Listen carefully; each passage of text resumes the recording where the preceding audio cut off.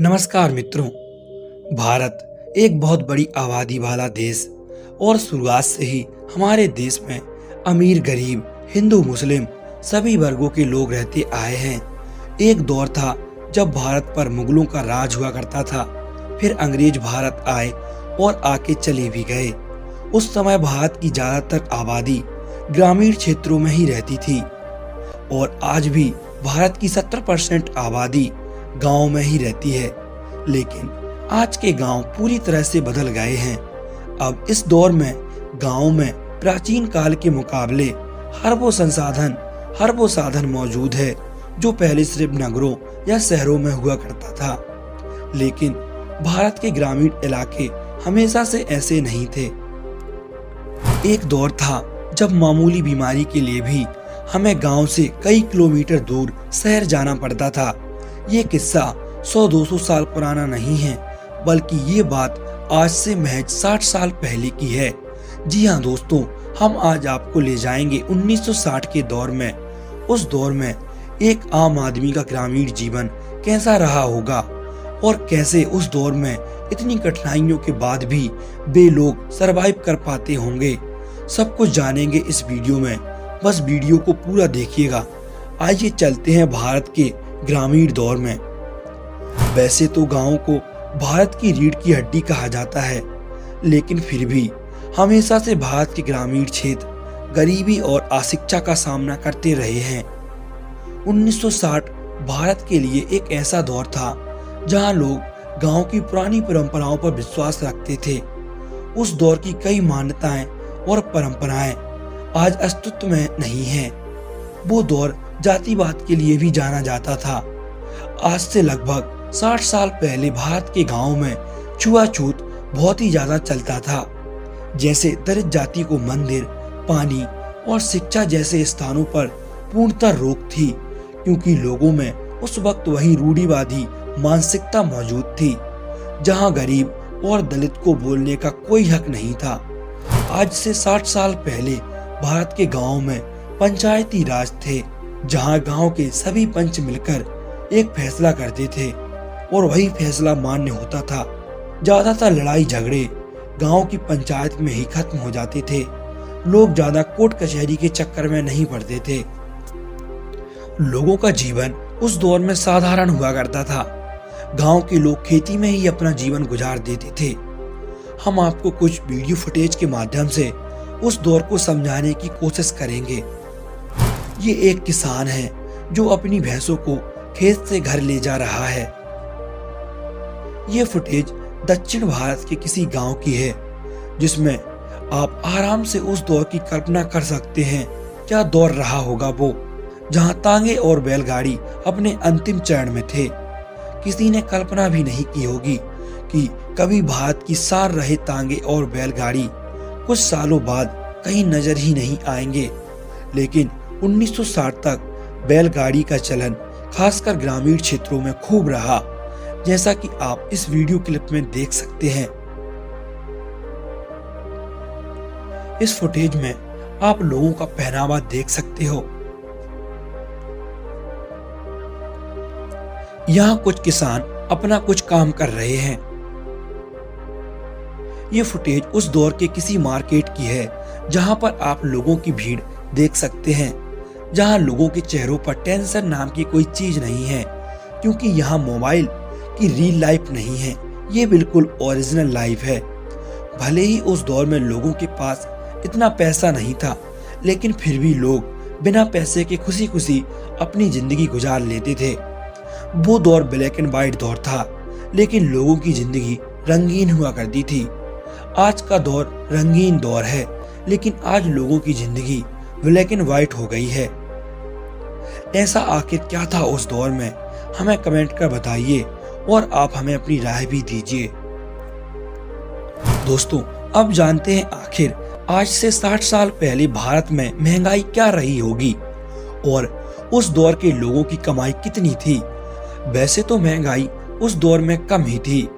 गांव में लोग उस वक्त तक वस्तु विनिमय प्रणाली का उपयोग कर लेते थे, लेकिन फिर भी कुछ चीजें थीं जो एक किसान को पैसे से खरीदनी पड़ती थीं, जैसे पेट्रोल, डीजल आज से 60 साल पहले इन तेलों की कीमत इतनी कम थी कि आपने कभी सोचा भी नहीं होगा। वर्ष 1960 में 1 लीटर पेट्रोल की कीमत महज 72 पैसे थी, यानी 1 रुपए से भी कम। अब जरा कल्पना कीजिए, क्या सच में वो समय इतना सस्ता था? नहीं, ऐसा नहीं है। पेट्रोल डीजल का ये रेट हमें आज के दौर के हिसाब से कम लग रहा है, लेकिन ये उस दौर में एक आम आदमी के लिए काफी बड़ी कीमत होती थी, क्योंकि उस वक्त लोगों की कमाई भी बहुत कम थी। आज से तकरीबन 60 साल पहले वर्ष 1960 में एक आम व्यक्ति की औसतन एक महीने की कमाई सिर्फ 32 रुपए थी, यानी एक दिन में एक व्यक्ति 1 रुपए के आसपास ही कमा पाता था। आपको बता दें कि 1960 के दौर में भारत की जीडीपी दुनिया में सबसे नीचे थी। इसी कारण से वस्तु के दाम भी कमाई के अनुसार ही थे। जैसे उस वक्त भारत के 5 रुपए अमेरिका के $1 के बराबर थे, और आज यही आंकड़ा 81 और 1 का है। तो इसका मतलब है जैसे जैसे कमाई बढ़ती गई वैसे वैसे महंगाई भी बढ़ती गई। जैसे कि उस दौर में 10 ग्राम सोने की कीमत सिर्फ 112 रुपए थी, यानी उस दौर के 100 रुपए आज के 50,000 रुपए दोनों बराबर हैं। वर्ष 1960 में 1 किलो घी की कीमत महज 95 पैसे थी।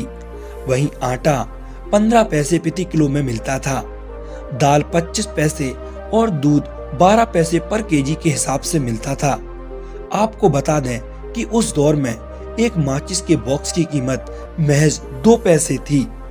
लेकिन उस जमाने में हमारे घरों में बिजली नहीं हुआ करती थी, तो वैसे तो लोग केरोसिन का उपयोग कर लेते थे, लेकिन फिर भी कभी कभी टॉर्च की जरूरत पड़ ही जाती थी। अब उस दौर के लोगों के लिए टॉर्च भी किसी अजूबे से कम नहीं थी, इसलिए टॉर्च की कीमत उस दौर में थोड़ी महंगी होती थी। वर्ष 1960 के आसपास एक साधारण टॉर्च की कीमत 1 रुपए होती थी। ये आंकड़ा थोड़ा कम या थोड़ा ज्यादा भी हो सकता है। और हाँ, साइकिल उस दौर में चलन में आ गई थी। वर्ष 1960 में एक साइकिल की कीमत 20 रुपए थी। वैसे तो गांव के लोग ज्यादा सिनेमा देखने के लिए नहीं जाते थे, फिर भी आपको बता दें कि उस दौर में सिनेमा के लिए एक टिकट की कीमत सिर्फ 40 पैसे होती थी। आज से 60 साल पहले ना तो टेलीविजन थे और ना ही कोई भी न्यूज चैनल। लोग ज्यादातर अखबार ही पढ़ लेते थे। वर्ष 1960 में एक न्यूज़पेपर की कीमत मात्र 15 पैसे थी। अगर आज किसी को एक मिनिमम प्राइस पर एक कार खरीदनी होती है तो कम से कम 4 लाख रुपए उसे खर्च करने पड़ेंगे, लेकिन उस दौर में एक कार की कीमत सिर्फ 30,000 रुपए होती थी। ये कीमत सिर्फ आज के हिसाब से हमें कम लग रही है, लेकिन उस जमाने में 30,000 रुपए भी किसी आम व्यक्ति के बस की बात नहीं थी। ये थी 1960 के दौर की महंगाई। ये महंगाई तो उस वक्त के साथ बढ़ती गई और साथ ही आगे भी बढ़ती रहेगी। लेकिन क्या कभी भारत के ग्रामीण क्षेत्रों में पूर्णतः गरीबी खत्म हो पाएगी? क्योंकि इंडिया के गांव ही हैं जो बरसों से भारत को यहाँ तक पहुँचाने के लिए आर्थिक और सामाजिक तौर पर मदद करते रहे हैं। गांवों के बिना भारत की कल्पना करना भी मुश्किल है। आज ग्रामीण भारत की तस्वीर बदलना फिलहाल सबसे जरूरी है। आजादी मिलने के बाद से ही हमेशा देश में गरीबी और किसानों की स्थिति को सुधारने की बातें की जाती रही हैं। भारत के प्रथम प्रधानमंत्री रहे जवाहरलाल नेहरू जी ने एक जमाने में पंचवर्षीय योजना की शुरुआत की थी। साथ ही इंदिरा गांधी जी ने गरीबी हटाओ का नारा दिया। तो आज से तकरीबन 2.5 दशक पहले उदार अर्थनीति की शुरुआत की गई। कहा गया कि उदारीकरण की लहर ग्रामीण भारत में बदलाव लाएगी। आज हमारे देश को नेताओं द्वारा महाशक्ति और विकसित राष्ट्र कहा जाता है, लेकिन आंकड़ों के मुताबिक देश में कुल 24.39 करोड़ परिवार हैं, जिनमें से 17.51 करोड़ परिवार गांव में ही रहते हैं और बाकी बड़े बड़े शहरों में।